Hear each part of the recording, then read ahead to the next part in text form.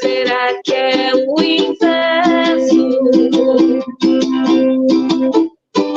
Olá, pessoal! Sejam todos muito bem-vindos ao nosso podcast Conversa Até. Você já viu que esse podcast vai ser muito animado, não é mesmo? Eu sou Joana Lessa, sua host e também porta-voz do Experts da Academia do Autismo. Se você ainda não conhece, eu te convido a conhecer o site expertsacademiadoautismo.com.br. Lá você vai encontrar vários cursos de capacitação em diversas áreas com profissionais de excelência e que atuam com TEA. E a minha convidada de hoje, Michele Senra, é nossa professora aqui da Academia do Autismo no curso de Recursos Musicais para Práticas Terapêuticas de Pessoas com Autismo. Mas eu vou deixar ela se apresentar. Michele, se apresenta para a gente, fala um pouquinho como que você chegou, né? Como que você conheceu aí o autismo e entrou no mundo do TEA? Olá, pessoal. Então, a minha história com a música, ela já vem, acho que desde o berço. Então, sempre tive uma ligação muito forte com a música. Meus pais sempre me estimularam muito, e eu acho que eu sou produto dessa estimulação. Mas eu nunca tinha pensado na música por esse viés terapêutico. Eu acho que, assim como muitas pessoas até um tempo atrás, eu não sabia nem o que era musicoterapia.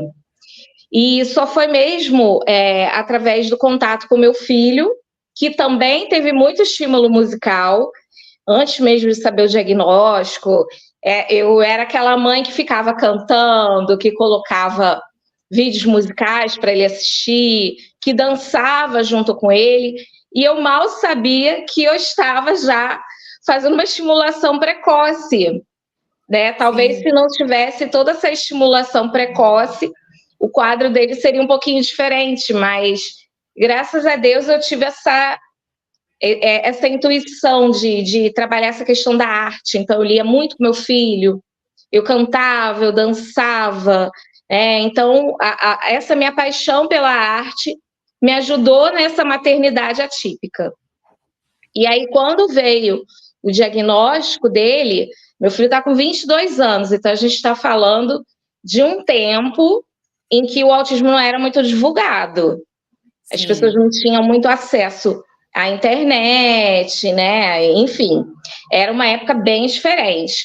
Então, até mesmo a questão de encontrar profissionais especializados era muito difícil.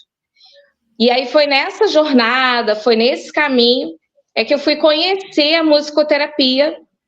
E aí ingressei na faculdade do Conservatório Brasileiro de Música, que é a primeira faculdade de formação em musicoterapia no Brasil. Então, foi uma formação maravilhosa. Eu tive contato com musicoterapeutas gigantes, musicoterapeutas maravilhosos, que desbravaram esse caminho mesmo. Então, eu tive essa oportunidade de conhecer a fundo e ver que, na prática, realmente ela funciona. O quanto ela é importante, o quanto ela agrega toda uma equipe multidisciplinar. Mas a Michele, antes, né, de ser mãe, já fazia algo relacionado à música? Já gostava da música? E fala também pra gente um pouquinho da sua formação. Já. Assim, meu sonho de menina era ser cantora. Então eu fazia muita aula de canto. Eu queria mesmo. Cheguei a fazer audiências para gravadoras e tudo. Só que aí veio a maternidade. Então a maternidade rompeu, né, com esse sonho, porque aí eu não tinha mais como continuar. Cheguei a fazer alguns trabalhos profissionais, mas eu não conseguia mais dar conta. E eu tentei seguir um caminho que não fosse música. Eu me formei eu sou bacharelada em marketing. Tentei seguir um caminho que não fosse música, mas não deu jeito, porque assim, durante o curso todo, eu só pensava em autismo. Eu só pensava em música e autismo. E foi uma loucura. Ao ponto de eu sentar com o reitor e falar, olha só, não quero ser profissional da área de marketing. Minha vocação é outra, mas eu vou terminar. Então, eu sempre fui assim, eu gosto de terminar as coisas. Eu falei, eu vou finalizar. Não é o que eu quero, mas vou finalizar. Finalizei, mas com a certeza de que não era aquele meu caminho. Então, eu realmente me reencontrei na musicoterapia. Acho que a musicoterapia, ela trouxe um lugar de empoderamento. Eu falo isso porque geralmente as mulheres, mães atípicas, ela tem um sofrimento muito grande. Então, a gente já carrega um peso muito grande. E por mais que o meu trabalho envolva autismo, que eu não fugi, né, desse meio, mas ela me trouxe um renascimento. Porque era assim, a forma que eu tinha de cuidar do meu filho e de ter um sustento também. A gente precisa falar sobre isso, porque eu acho que é muito importante a mulher ter a sua autonomia, a sua independência. E a musicoterapia trouxe isso, trouxe o melhor de tudo. Podendo cuidar do Breno, né, e fazer tudo ao mesmo tempo. Então, a musicoterapia me trouxe esse lugar. E aí, antes, eu era a mãe do Breno. Hoje, todo mundo me conhece como Michele Senra. Então, eu tenho a minha identidade. E isso foi muito importante para mim. Então, assim, eu não consigo me ver fora da musicoterapia. E unir também algo que você falou que tem a ver com propósito, né? Mesmo você querendo ir para o marketing, seu caminho estava aí dentro dessa área. Mas vamos falar assim um pouquinho. Você falou aí sobre musicoterapia, mas qual a diferença, para quem está assistindo a gente conseguir entender, de musicoterapia e musicalização? Qual a diferença, assim? Tem uma diferença muito gritante, não é gritante, mas tem uma diferença essencial. É porque a musicalização, ela é pedagógica. Então, assim, o objetivo dela é pedagógico, é o ensino, né, da habilidade de tocar um instrumento, ou se você vai para a área do canto, como é a minha área, é o canto, é o estudo da voz, de como você vai cantar, como você vai emitir notas, né, agudas, mais graves. Então, é o aprendizado da mecânica de você tocar um instrumento.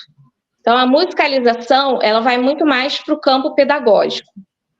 Óbvio que ela vai estimular áreas importantes também, principalmente cognitivas, sim, mas ela tem um compromisso com o pedagógico. Agora, a musicoterapia, não, é o uso da música, dos elementos musicais com objetivo terapêutico. Então, o objetivo não é que a criança, ou que o adulto, o jovem, aprenda a tocar. Claro que pode fazer parte do processo. A musicalização, ela pode ser parte do processo da musicoterapia, mas ela não é o processo. Então, o processo envolve áreas que estão mais focadas à reabilitação daquele indivíduo.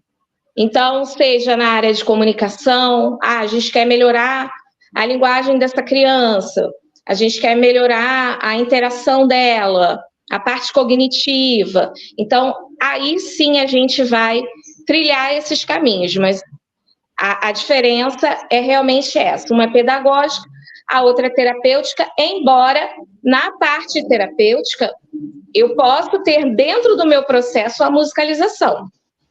Porque tem indivíduos que têm uma boa cognição e ele é capaz de aprender e a gente pode usar essa facilidade, vamos dizer assim, para musicalizar, mas não faz parte, né, do processo como um todo. Perfeito, muito importante essa sua explicação, porque os pais possam entender, né, que às vezes colocar o filho numa aula, né, de violão, de teclado, enfim, não é uma musicoterapia, não tem ali um fim, né, que seja terapêutico, é só o aprendizado realmente. Mas é bacana que um pode levar o outro, como você falou, podem caminhar juntos, né? Sim. Até porque a criança pode entrar aí numa musicoterapia, despertar um desejo ali por algum instrumento, né? E começar a tocar, a ir para a musicalização. Sim, eu tenho clientes assim, que tem uma musicalidade muito boa e que hoje eu trabalho musicalização. Ensino, eu tenho um rapaz que ele começou com todo um processo de musicoterapia. A musicoterapia, ela desperta as percepções, né? Ela abre as percepções sensoriais, motoras. Então, foi feito todo esse trabalho. Hoje em dia, eu ensino ele a tocar o ukulele. Então, a sessão de musicoterapia é totalmente pedagógica. E é o que ele ama, né? Ele ama. Só que a gente tem aquele olhar terapêutico de que, opa, essa música que eu posso tocar em tal ponto que eu preciso trabalhar nele, né? A nossa visão, perspectiva sobre o que a gente está ensinando é um pouquinho diferente. Mas eu tenho esses casos de que a sessão depois ela passa a ser mais pedagógica, que é terapêutica também. Sabe aquele ditado? É terapêutico, mas não é terapia, enfim. Não, muito interessante. E acho que algo bem importante, Michele, para a gente falar, e que é um grande ganho para todo profissional aí, né, da musicoterapia, que é a questão da regulamentação da profissão, que se deu agora há pouco, né, através aí da Lei 14.842 de 2024. Fala para a gente um pouquinho dessa luta, né, desses profissionais, desse reconhecimento, o quanto que é importante, o quanto que é valioso o trabalho que vocês fazem, né, com crianças, com jovens, com adultos, através da música. Como que foi para vocês receberem essa regulamentação? Olha, primeiro que assim, foi um marco, né, histórico. Acho que dos países latinos, não tenho certeza, eu não sou expert nesse assunto, mas acho que a Argentina é regulamentada, não tenho certeza, ou alguns estados da Argentina, alguma coisa assim, mas eu acho que o Brasil, em termos de América Latina, foi o primeiro, né, assim, a ter uma regulamentação nacional. Alguns países europeus não são regulamentados, para você ter uma noção. Por exemplo, Portugal, Espanha, mas Estados Unidos, tem outros países que são, e a gente está buscando isso há muito tempo, porque o que a regulamentação ela traz de benefício para o profissional e para o cliente, né? Vamos falar dos dois pontos, né, que se beneficiam. Para o profissional, isso faz com que a minha classe tenha uma exigência maior em termos de formação.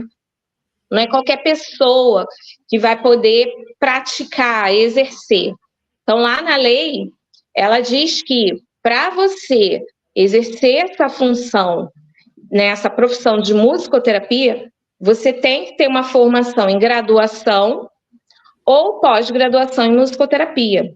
Então, isso já descarta, já elimina pessoas que são de outras áreas e que, por tocar no instrumento, diz que está aplicando musicoterapia e não é.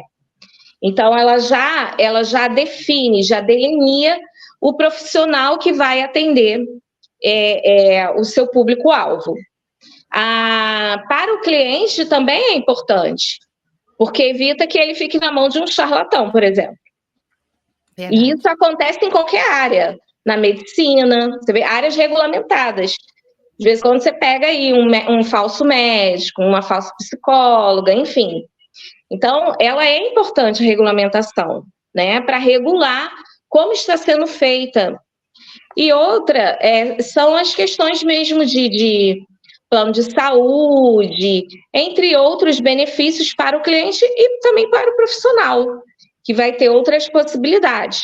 Embora a ANS ela ainda está encrencando um pouquinho com a musicoterapia, mas encrencando no sentido de que eles querem reembolsar um profissional que seja da área da saúde, porque nós ainda não entramos no Conselho Nacional de Saúde, mas vamos entrar. Estamos no processo, né? Então, em breve, a gente está com o conselho. Então, é uma questão de tempo. A regulamentação era mais importante, é que a gente precisava para agora, para daí entrar em outros processos. Então, a gente já conseguiu essa grande vitória.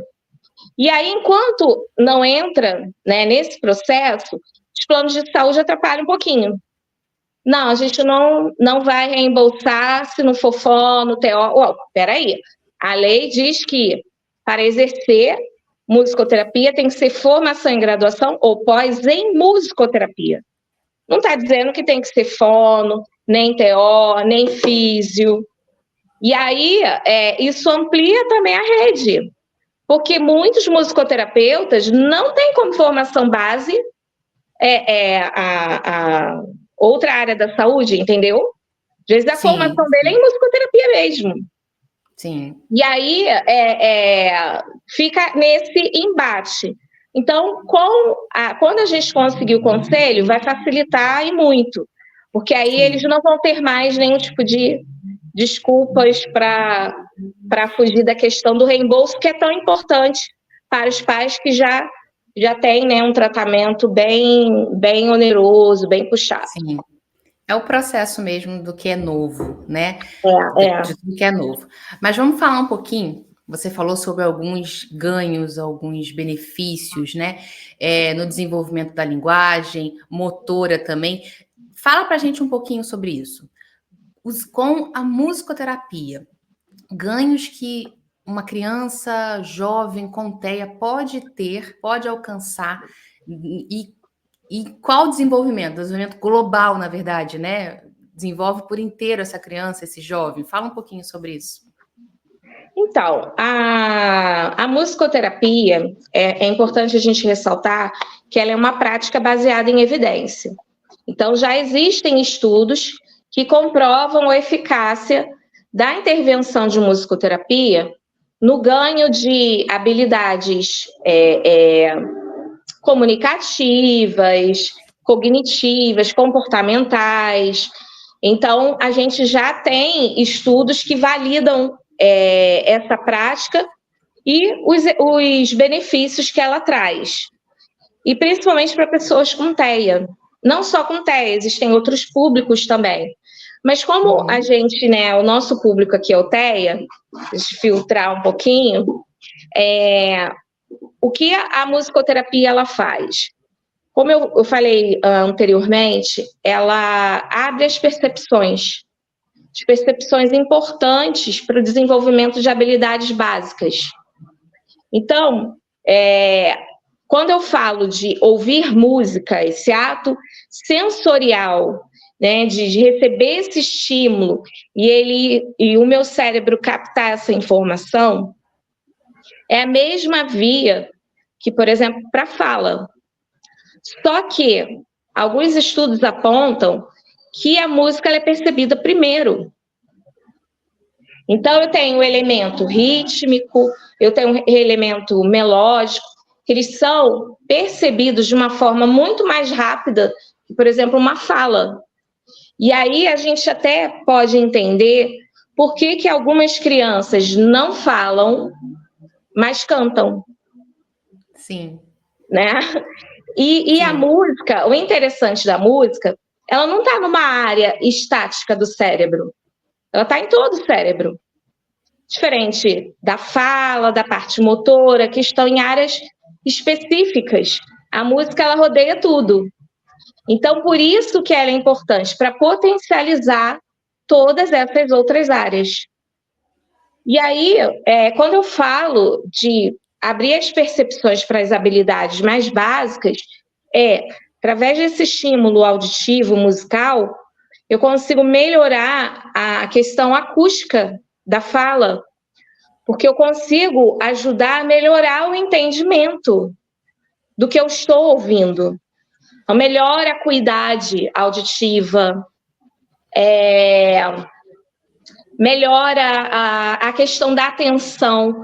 Às vezes a criança tem uma dificuldade muito grande de compartilhar uma atenção quando ela está num brinquedo, mas tem uma facilidade muito grande de compartilhar atenção com o terapeuta tocando um instrumento.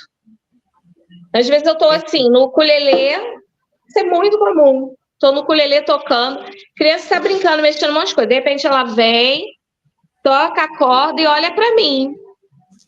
E toca junto. Então, assim, a música, ela vai estimular essas habilidades mais básicas da comunicação, que é a atenção, compartilhar a atenção, né? O ouvir, desenvolver essa habilidade de ouvir, enfim, tem uma série de pré-requisitos. Por isso que eu não consigo entender a maioria dos médicos que indicam para musicoterapia já tem essa ideia de que a musicoterapia é importante na estimulação precoce.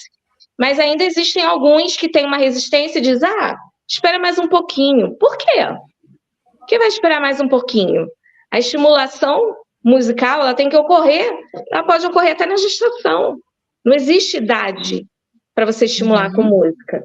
Então, a musicoterapia, ela tem que entrar junto com a fono, junto com a TO, junto com o psicólogo, entendeu? Ela já tem que estar ali, já desde o início, porque ela vai ajudar.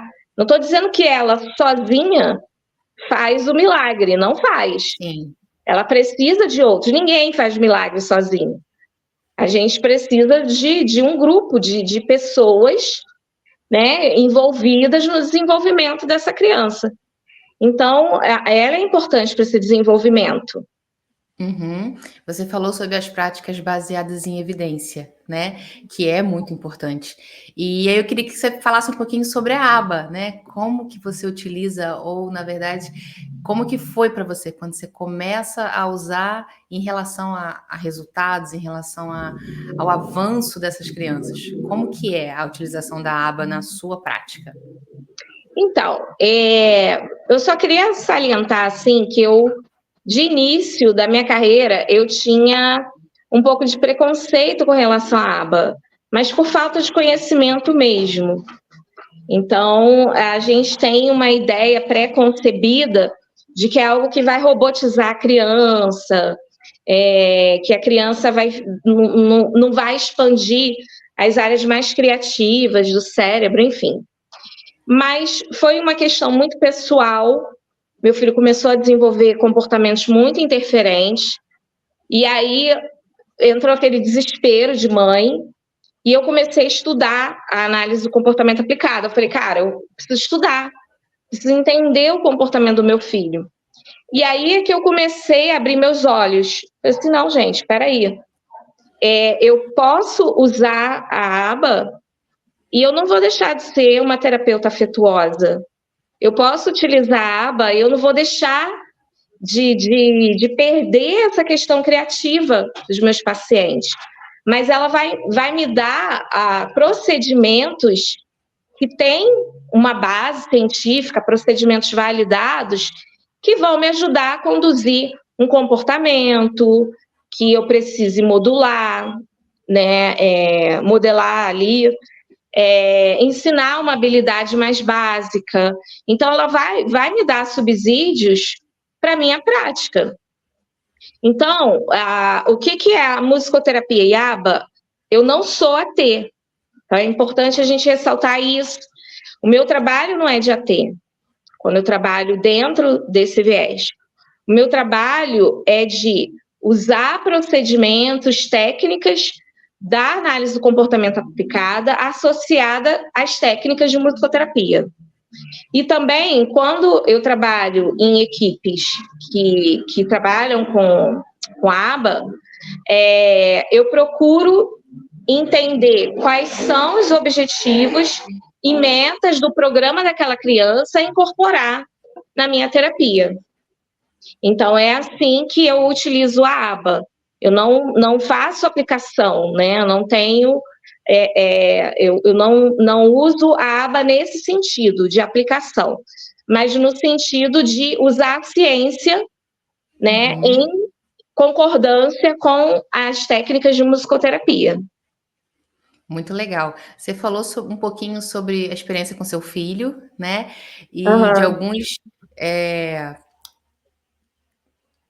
comportamentos ali mais desafiadores. O que você indicaria, de repente? De que forma que a música, para esse pai, para essa mãe, que está ali com uma criança que está iniciando nesse processo terapêutico, Existe alguma forma que possa tirar essa criança, acalmar essa criança através da música? Você já viveu algo assim? Tem alguma Bastante, experiência? bastante. Assim, a música, a gente usa um termo para explicar que a música ela pode fazer mal. E aí a gente fala, mas a música não faz bem? Faz muito bem. Mas dependendo da situação e da forma como você utiliza, ela pode fazer mal, é a iatrogenia da música. Então, eu preciso entender, e aí é o papel do musicoterapeuta. A gente traça um perfil de identidade sonora daquela criança. Então, eu não posso não é estigmatizar, mas eu não posso colocar que, olha, a música tal é a que acalma todo mundo. Porque não é. Porque, assim, cada um tem a sua identidade sonora. Então, para você, de repente, uma música instrumental com flauta é super calmante. Para mim, horror, odeio. Não me acalma, me deixa estressada. Então, cada indivíduo ele percebe a música de uma forma muito única. E aí, acho que vale ter esse diálogo, né, dos pais com o terapeuta, até para trocar sobre a identidade sonora dessa criança, o que realmente acalma, o que não acalma. Então, sempre quando eu faço, por exemplo, uma anamnese sonoro-musical, eu acho que as pessoas pensam que o musicoterapeuta não faz anamnese. E às vezes acha que já entrou, já toca. Não, mas é importante a gente saber.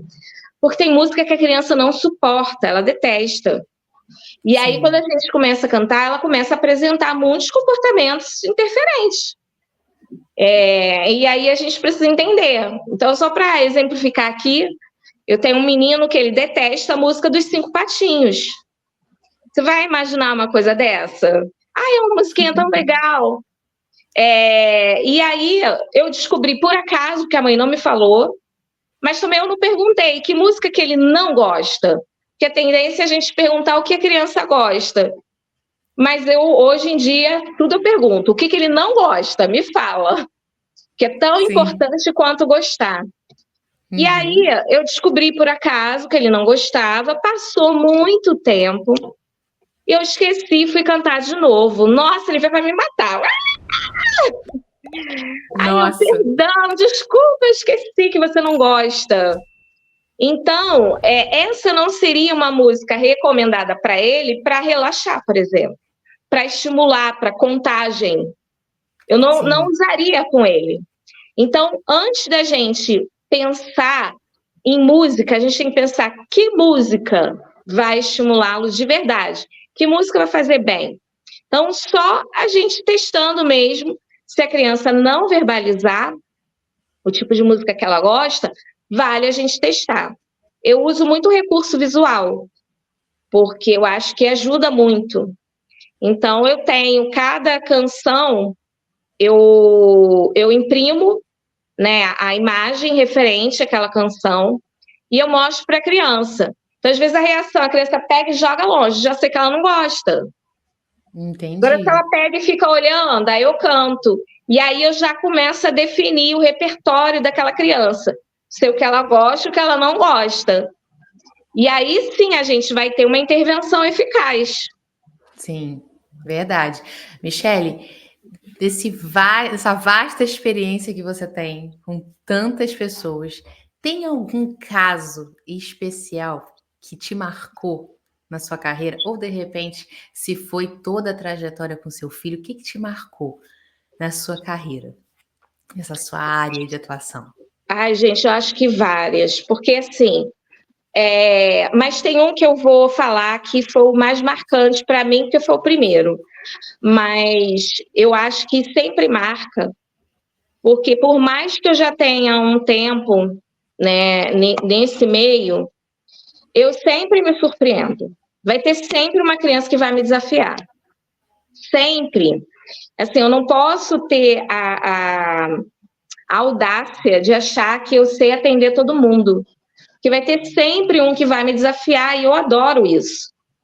Porque senão a gente fica na zona de conforto. Então, Sim. aquela criança que faz você pensar e tu fica, meu Deus, eu sou um fracasso. Mas faz você parar e pensar, peraí, o que eu posso fazer? E aí, de repente, te dá um estalo e você recomeça. Então, eu acho que é importante. Sempre eu encontro crianças que vão me desafiar, né? Sempre. Mas tem uma história foi o meu início e que eu nunca vou me esquecer e que ele é a base para tudo. Foi um dos meus primeiros mesmo. Estava começando, não sabia nada. E sabe que você não tem informação de nada? Porque era uma época realmente que a gente ficava muito no escuro. Uhum. E aí, ele era uma criança muito apática. Sabe que é nada, não se interessar por nada. Não tinha nada que estimulasse. Uhum. Então, não era uma criança que tinha que alguma coisa, algum estímulo visual chamasse atenção, som, nada, nada, nada, nada, nada, nada. E ele olhava para o nada. E eu ficava assim, meu Deus, que agonia. E eu tentava e pegava xilofone, pegava outro instrumento, e ele não respondia. E eu lembro que eu sentei, olhei para ele e fiquei me sentindo muito mal. Aí eu falei, gente, eu acho que eu sou péssima. Porque eu falei, meu Deus, se a mãe dele entrar aqui, ela vai achar que eu não estou fazendo nada, mas eu não sei realmente o que fazer. Mas eu acho que aquilo foi tão importante, foi um exercício tão importante para eu entender que, às vezes, tudo que a gente precisa é parar e observar. Parar e observar, Muito realmente. importante. Ver o que a gente tem que fazer. E aí, nesse momento que eu estou ali refletindo, eu falei, acho que eu tenho que estudar, eu tenho que comprar livro. E no que eu estou pensando, ele levantou, que eu falei, eu acho que ele leu minha mente. Ele levantou, foi na estante, pegou uma maraca, sentou no tatame e escondeu a maraca debaixo do tatame. Aí eu falei, opa, já sei, vou brincar com ele, de esconder o objeto, encontrar. Já me deu uma luz, aí fui toda felizinha, né?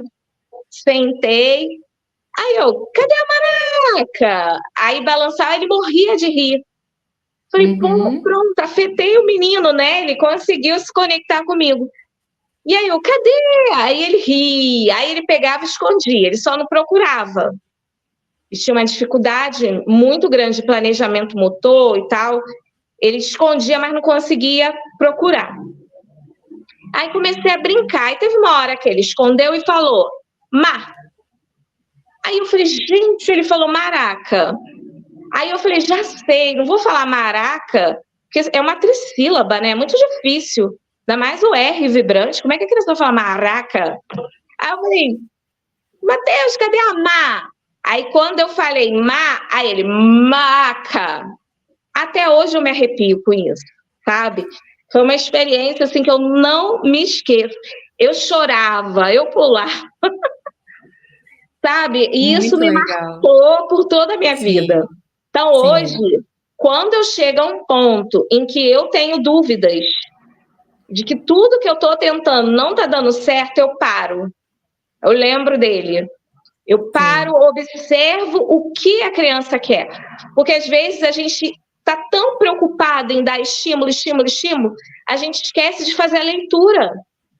A leitura corporal, a leitura do olhar, sabe? E a gente se esquece disso. Então tem horas que a gente tem que parar. E Sim. sempre dá certo. Eu Nossa, paro, muito olho, importante. aí enxergo alguma coisa, opa, vamos dali. Aí começo daquele momento ali, dá muito certo. Tão importante. Você falou tanta coisa importante, Michele, o olhar, a individualidade, a Sim, confiança, né, entre o aprendiz e o terapeuta, tanta coisa assim, numa história, quanta coisa, quanto aprendizado que a gente tem com uma história, né, e que ficou a história marcada para você, né, sim, de sim, muito.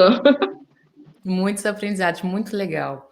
Mas me fala assim, pensando que de repente eu sou um pai, sou uma mãe, sou uma avó, sou um familiar que está em casa, que está ouvindo a gente aqui agora, ou pelo Spotify, ou está vendo pelo YouTube, e de repente está pensando assim, poxa, como que eu posso fazer para de repente estimular minha criança dentro de casa, trazendo de repente algo que eu possa usar, que não seja um instrumento específico, mas o que eu posso fazer dentro de casa?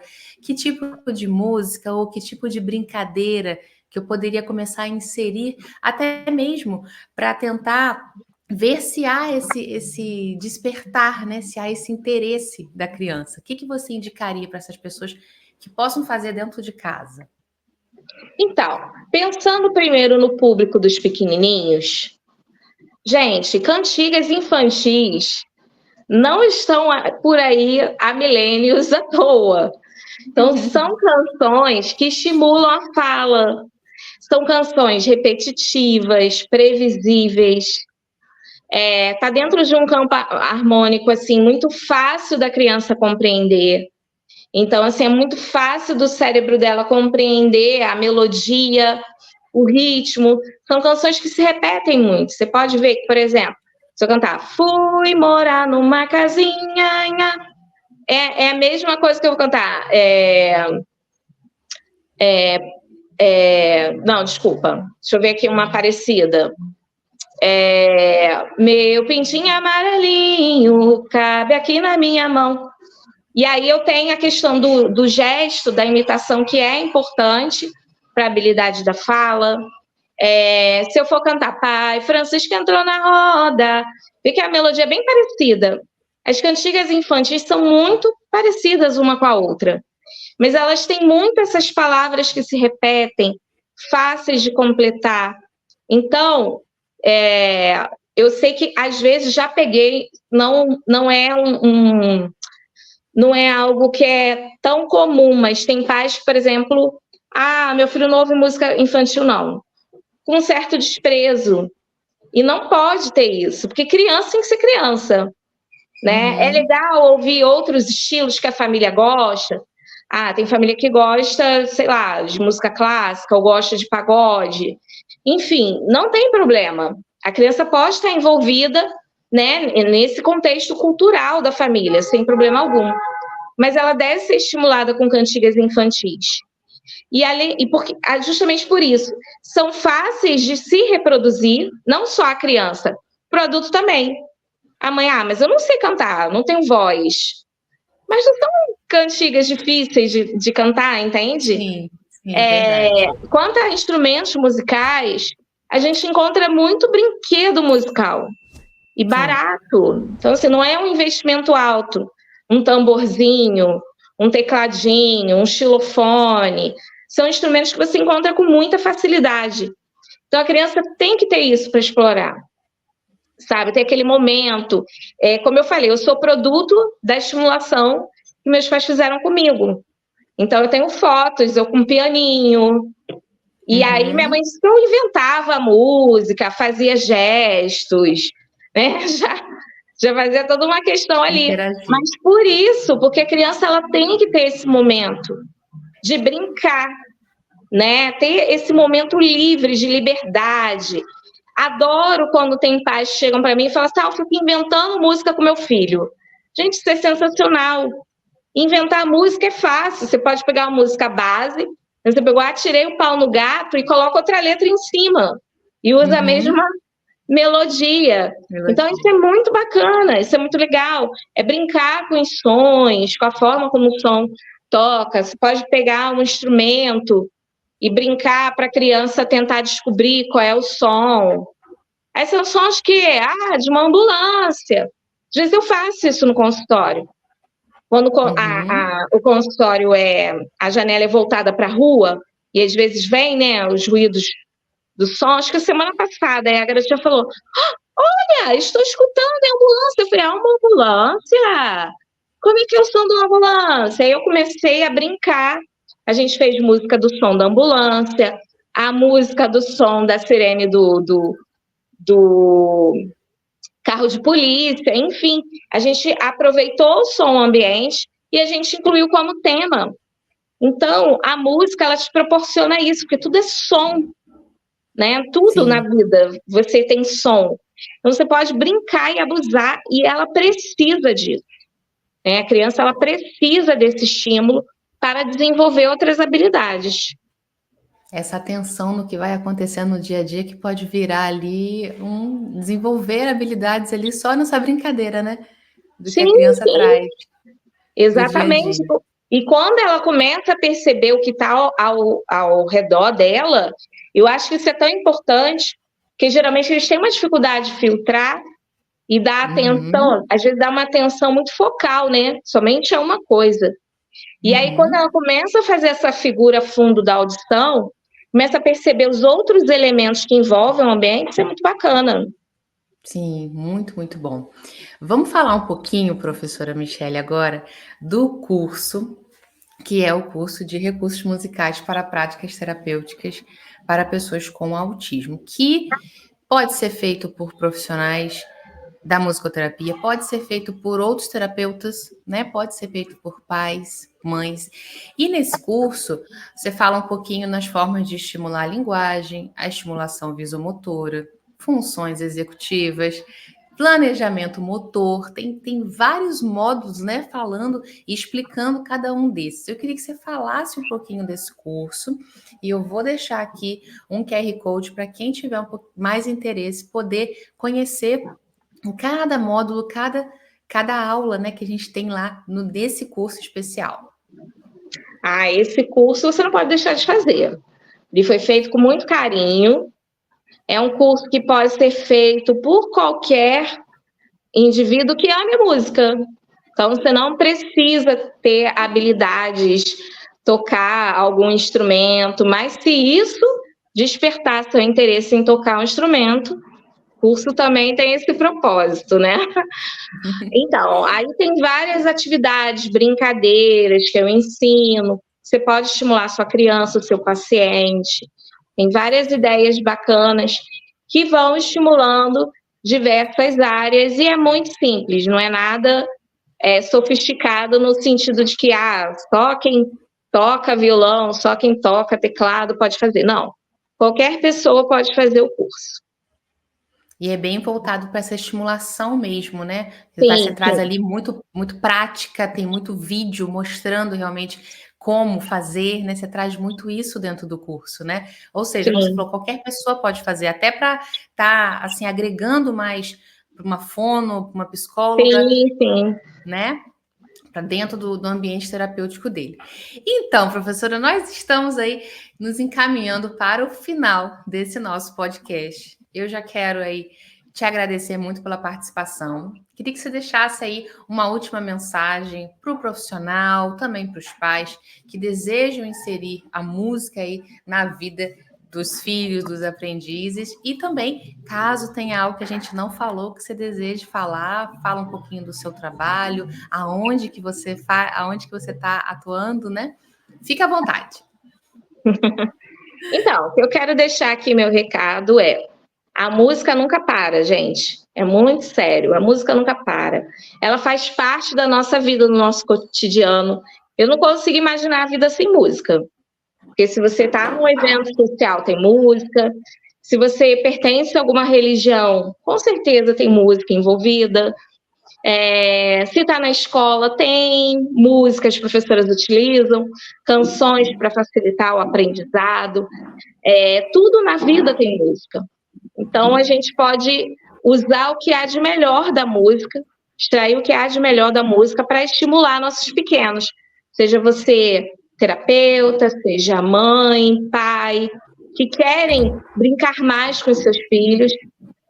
A música é um bom caminho, né? Que cria conexões afetivas, reais, que trazem memórias afetivas que vão para o resto da vida. Não é à toa que a música é a última memória que morre do cérebro. Então, por isso que Sim, ela é utilizada em tratamentos de pessoas com demência, com Alzheimer, porque a é pessoa verdade. pode se esquecer de muita coisa, mas a música, ela fica lá na nossa memória, martelando, na nossa memória de longo prazo.